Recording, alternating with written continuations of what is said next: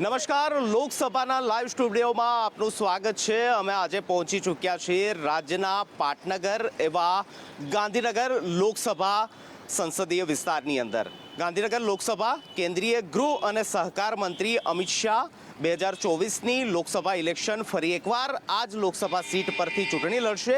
ત્યારે ગાંધીનગર લોકસભા સીટની અંદર પાછલા 5 વર્ષ દરમિયાન કયા પ્રકારના વિકાસના કામો થયા છે અને ખાસ કરી હવે ફરી એકવાર ભાજપે ગાંધીનગર લોકસભાના ઉમેદવાર તરીકે કેન્દ્રીય ગૃહ અને સહકાર મંત્રી અમિત શાહને જાહેર કર્યા છે। ત્યારે કયા પ્રકારનો છે માહોલ તે વિશે ચર્ચા કરીશું। આપણી સાથે ગાંધીનગર ઉત્તરના ધારાસભ્ય રીટાબેન પટેલ જોડાશે, ગાંધીનગર શહેરના મેયર હિતેશભાઈ મકવાણા છે, ગાંધીનગર શહેર ભાજપ પ્રમુખ રુચિરભાઈ ભટ્ટ અને ગાંધીનગરના ડેપ્યુટી મેયર પ્રેમલસિંહ ગોલ આ ચર્ચાની અંદર અને ખાસ કરી ગાંધીનગર લોકસભાની વિકાસ યાત્રા કયા પ્રકારની 5 વર્ષ દરમિયાન રહી અને હવે પછીની પણ જ્યારે અમિત શાહ આ સંસદીય વિસ્તારના ઉમેદવાર છે ત્યારે લોકસભાની કયા પ્રકારની તૈયારીઓ ચાલી રહી છે તેને લઈને પણ ચર્ચા કરીશું। સૌથી પહેલા ગાંધીનગર ઉત્તરના ધારાસભ્ય રીટાબેન પાસે। રીટાબેન, 5 વર્ષનો કાર્યકાળ જે કેન્દ્રીય ગૃહમંત્રી અમિત શાહનો રહ્યો છે, કયા પ્રકારના વિકાસના કામો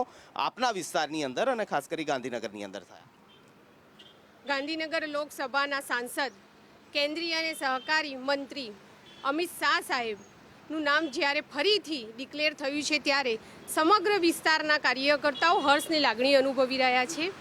અમિતભાઈ શાહ સાહેબના નેતૃત્વ હેઠળ અને એમના પ્રયાસ હેઠળ છેલ્લા 5 દરેક કાર્ય થયા છે। લોકોની પ્રાથમિક જરૂરિયાતો પૂર્ણ થઈ છે, સાથે સાથે લોકોની સુખાકારીમાં પણ એટલો જ વધારો થયો છે। ગાંધીનગર ઉત્તર વિધાનસભાના ગ્રામ્ય વિસ્તારની વાત કરું તો ગ્રામ્ય વિસ્તારની અંદર જે ગંદા તળાવો હતા, ગટરના પાણી તળાવમાં જતા હતા, એ એસટીપી પ્લાન્ટ દ્વારા ગટરના પાણીને શુદ્ધિકરણ કરીને તળાવમાં છોડાવવામાં આવ્યા। એની સાથે સાથે ગામડાની અંદર જ્યાં નાળિયા વિસ્તાર હતા, એક ગામથી બીજા ગામનું કનેક્ટિવિટી નહોતું, ત્યારે એક ગામથી બીજા ગામની કનેક્ટિવિટી વધારી નાળિયાઓમાં રોડ રસ્તા બનાવવામાં આવ્યા। તેમજ શિક્ષણ ક્ષેત્રે પણ ખૂબ સારો વિકાસ કરવામાં આવ્યો છે। શિક્ષણ ક્ષેત્રે પણ શાળાઓનું નવીનીકરણ કરવામાં આવ્યું છે। જ્યાં પીએસસી સેન્ટર નહોતા ત્યાં પીએસસી સેન્ટરના નવા બિલ્ડિંગો બાંધવામાં આવ્યા છે। અને એવી જ રીતે શહેરી વિસ્તારમાં કહું તો અમિત શાહ સાહેબનું સૌથી મોટું કામ કહી શકાય તો ગાંધીનગરમાં સિવિલ હોસ્પિટલમાં એક કેન્ટીન ચાલુ કરવામાં આવ્યું છે। એ કેન્ટીનની અંદર દર્દીની સાથે જે એમના પરિવારજનો આવતા હતા એ પરિવારજનોને જમવાની જે સમસ્યા ઉદ્ભવતી હતી ત્યારે અત્યારે દર્દી સાથે જે એમના પરિવારજનો આવે છે એમને 2 ટાઈમ ત્યાં મફત ભોજન પીરસવામાં આવે છે। એ સૌથી મોટી ઉપલબ્ધિ ગાંધીનગર સિવિલની અંદર છે। શહેરના પ્રથમ નાગરિક એવા મેયર હિતેશભાઈ છે। હિતેશભાઈ, 5 વર્ષ ખાસ કરી મનપા વિસ્તારની અંદર સૌથી મહત્વના 2 કામ આપને લાગતા હોય કે જે અમિત શાહના ગ્રાન્ટમાંથી કે એમની ભલામણથી થયા હોય, તે કયા કામો 5 વર્ષ દરમિયાન રહ્યા? નમસ્તે નિકુંજભાઈ, પહેલાં તો દેશના યશસ્વી ગૃહમંત્રી અને પહેલા સહકારિતા મંત્રી અમિતભાઈ શાહ સાહેબ અમારા સાંસદ અને ફરીથી ભારતીય જનતા પાર્ટીએ એમને ફરીથી ગાંધીનગર લોકસભાના ઉમેદવાર તરીકે ઘોષિત કર્યા છે। એક ગાંધીનગરના લોકસભા વિસ્તારમાં એક અનેરો આનંદનો ઉત્સાહનો આ દિવસ છે કે એમના 5 વર્ષના શાસનમાં એમના 5 વર્ષ લોકસભાના સાંસદ ગાંધીનગર લોકસભાના સાંસદ રહ્યા, એમને અનેકવિધ કાર્યક્રમો ગણાવવા જઈએ તો એની હારમાળા બહુ લાંબી છે, પણ એમને આરોગ્ય ક્ષેત્રે અને શિક્ષણ ક્ષેત્રે ખૂબ એમને ઊંડો રસ દાખવીને આજે ગાંધીનગરના અનેક ક્ષેત્રો આપણે આજ ફરી રહ્યા છીએ ગાંધીનગર, અને ભાર મૂક્યું છે શિક્ષણ ક્ષેત્રે કે ગ્રામીણ વિસ્તારમાં પણ ગ્રામીણમાં અમારા કોર્પોરેશન વિસ્તારમાં પણ 18 ગામડા હમણાં નવા ભણ્યા છે। ત્યારે એ 18 ગામડાઓ પણ એમાં પણ પ્રાથમિક સુવિધાઓ મળે અને એમાં પણ શિક્ષણનું સ્તર ઊંચું આવે ને એમાંય દીકરીઓ ભણે, એમાં માનનીય અમિતભાઈ શાહ સાહેબે ખૂબ ઊંડો રસ લઈને એમાં આગળ કામ કર્યું છે। રુચિરભાઈ, ફરી એકવાર ઉમેદવાર જાહેર થયા અમિતભાઈ શાહ, ખાસ સંગઠન પર સૌથી મોટી જવાબદારી હવે હશે કે તેમને જંગી બહુમતી સાથે જીતાડવા માટેની લોકસભાની તૈયારીઓ પણ શરૂ થઈ ચૂકી છે। કયા પ્રકારની તૈયારીઓ ગાંધીનગર લોકસભા માટે, કારણ કે 26માંથી આ લોકસભા પર સૌની નજર છે અને હંમેશાથી જ ભાજપના મોટા નેતાઓ આ લોકસભા ચૂંટણી જે છે તે લડતા આવ્યા છે, ચાહે LK અડવાણી સાહેબની વાત હોય કે પછી અમિતભાઈની વાત હોય। કયા પ્રકારની સંગઠનની તૈયારી? સંગઠન પૂરજોશમાં કામ કરી રહ્યું છે। આદરણીય અમિતભાઈએ જ એટલી બધી અમને મદદ કરી છે સંસદ સભ્ય તરીકે એટલું બધું કામ કર્યું છે કે અમારું કામ એકદમ સરળ થઈ ગયું છે. અને અમે એટલી જંગી બહુમતીથી એમને 1 લાખની લગભગ અમે કલ્પના કરી છે કે ગાંધીનગર શહેર અને જે અમારું ઉત્તર વિધાનસભા છે એની 1 લાખની લીડથી અમે એમને જીતાડીએ. સાહેબ બધી વિકાસની વાતો તો કરી, પરંતુ સાહેબે સાથે સાથે આંગણવાડીના બાળકોને રમવા માટે રમકડા એની ચિંતા કરી અને એ જે ભાવ ઉત્પન્ન થયો છે બાળકોમાં.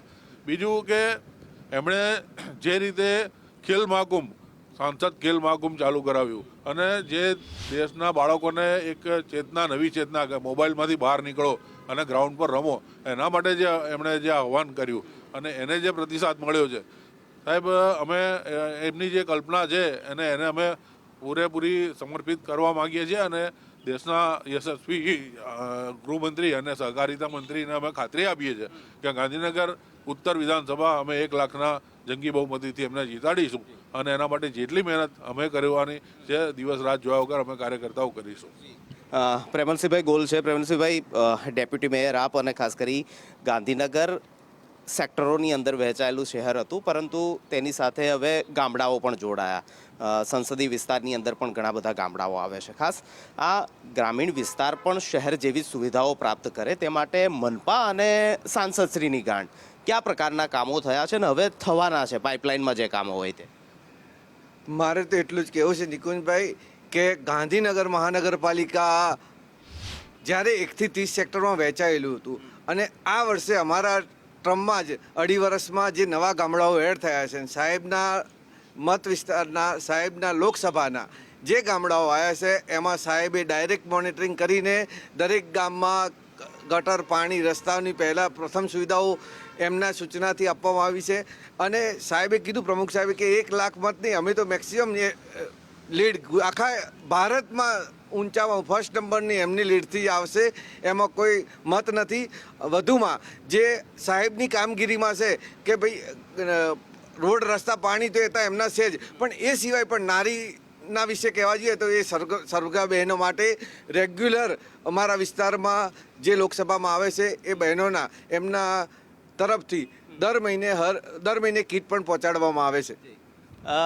રીટાબેન, ખાસ સહકાર મંત્રી, ગૃહમંત્રી અને સાંસદ પણ ખરા, પરંતુ નાના વિકાસના કામોનું લોકાર્પણ હોય, ખાતમુહૂર્ત હોય, હંમેશા તેમની હાજરી જે છે તે ગાંધીનગરની અંદર જોવા મળી. એવું ન લાગ્યું કે દિલ્હી છે અને ગાંધીનગર લોકસભાને તેઓ ભૂલી ગયા છે? ખાસ જે મહત્ત્વના કામો થયા અને જે પ્રકારની તેમની પ્રેઝન્ટ અહીં લોકસભાની અંદર રહી તે કયા પ્રકારની રહી? કારણ કે આપ ધારાસભ્ય તરીકે તેમની સાથે જોડાયેલા હંમેશા રહો છો. માનનીય ગૃહમંત્રી અમિત શાહ સાહેબ એક એવું નેતૃત્વ છે કે જેમના સ્તર ઉપર આખા ભારત વર્ષની ચિંતા છે, પણ એની સાથે સાથે એમને એમના મત વિસ્તાર, એમની સાથે વિધાનસભા, અને હું ખાસ એમાં મારી ઉત્તર વિધાનસભાની વાત કરીશ તો દર બે મહિને સાહેબ એમને ઉત્તર વિધાનસભામાં આવ્યા છે. બીજી 7 વિધાનસભામાં પણ ગયા છે, પણ સાથે હું ઉત્તર વિધાનસભાની વાત કરું તો ઉત્તર વિધાનસભામાં સાહેબ દર 2 મહિને આવ્યા છે અને દર 2 મહિને ખાલી હાથે નહીં, કરોડો વિકાસના કામો સાથે આવ્યા છે. સાથે એમને વિકાસના કામો તો કર્યા જ છે, પણ એમના મત વિસ્તારના કાર્યકર્તાઓ અને આમ જનતાઓ એમની સાથે જોડાયેલી રહે, એટલે તહેવારોમાં પણ સાહેબ અમારી વચ્ચે રહ્યા છે. જેમ કે દિવાળી હોય તો દિવાળીની અંદર સાહેબે એમના વિસ્તારના દરેક કાર્યકર્તાઓને, જનતાને આમંત્રણ આપ્યું છે. ત્યાં જમવા સાથે લોકો દિવાળીમાં એમના ઘર સુધી પહોંચ્યા છે. સાહેબ દિવાળી હોય, નવરાત્રિ હોય, દરેક તહેવારો આ એમનો જ પરિવાર છે, એમનો મત વિસ્તાર એ એમના પરિવાર છે. એવી જ રીતે એમને તહેવારો પણ અમારી વચ્ચે ઉજવ્યા છે. આપણે જ્યાં જોઈએ તો એક જાહેર આદમી હોય, મનુષ્ય હોય તો 365 દિવસ કામ કરતો હોય, પણ તહેવાર પોતાના પરિવાર સાથે કરતો હોય છે. જ્યારે અમિતભાઈ શાહ સાહેબ એમના પરિવારથી અળગા રહીને એમના મત વિસ્તારમાં રહ્યા છે, એટલે એ દેખાઈ આવે છે, સાબિત કરે છે કે અમિતભાઈ શાહ સાહેબનો પરિવાર એ એમનો મત વિસ્તાર, એમના કાર્યકર્તાઓ અને એમની જનતા છે. હિરેશભાઈ, ગાંધીનગર અને ગાંધી કુટીર, જે દાંડી કુટીર છે અને મહાત્મા મંદિર છે, ત્યાંથી આપણો કાફલો હવે આ પસાર થઈ રહ્યો છે. ખાસ જે તળાવોના બ્યુટિફિકેશનની જે વાત થઈ, કારણ કે અત્યાર સુધી એ તળાવો ગંદકીના ઢગલા સ્વરૂપે હતા, પણ એક અભિયાન સ્વરૂપે લોકસભાની અંદર ઉપાડ્યું કે ભાઈ તળાવોનું બ્યુટિફિકેશન કરવામાં આવે, તેને ફરવા લાયક કરવામાં આવે. ગાંધીનગર અને તેના ગ્રામીણ વિસ્તારોમાં પણ ઘણા આવા તળાવોનું બ્યુટિફિકેશન થયું છે. તેને આપ કઈ રીતે જુઓ છો? ખાસ હમણાં જ 1 અઠવાડિયા પહેલાં જ જેમ રીટાબેને વાત કરી વિકાસના કામોની, માનનીય અમિતભાઈ શાહ સાહેબે એમના લોકસભા વિસ્તારમાં 22,000 કરોડથી પણ વધારે વિકાસના કરોડોના વિકાસના કામો કર્યા છે. એમાં હું માનું છું તે પ્રમાણે અમારી ગાંધીનગર ઉત્તર વિધાનસભામાં બહુ જ મોટા પ્રમાણમાં બહુ જ કરોડો રૂપિયાના વિકાસના કામો. આપ તળાવોની વાત કરી, હમણાં જ સાહેબે લોકાર્પણ કર્યું પેથાપુરનું આપણું તળાવ, કે તળાવોનું અત્યારે જ્યારે ભૂગર્ભ સ્થળ જ્યારે નીચું થતું જાય છે ત્યારે જળ એ જીવન છે.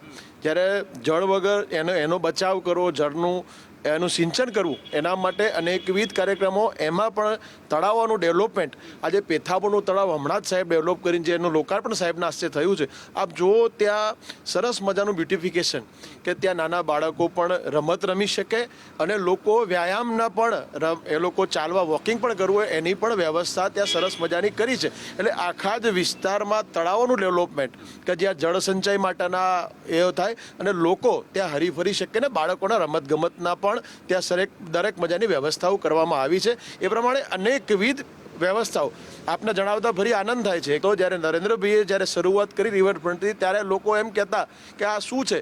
એક સમય હતો કે જ્યારે ધૂળની ડમરીઓ અને ઝૂંપડાઓ સિવાય રિવરફ્રન્ટ ઉપર સાબરમતી નદીના કિનારે કંઈ જ નહોતું.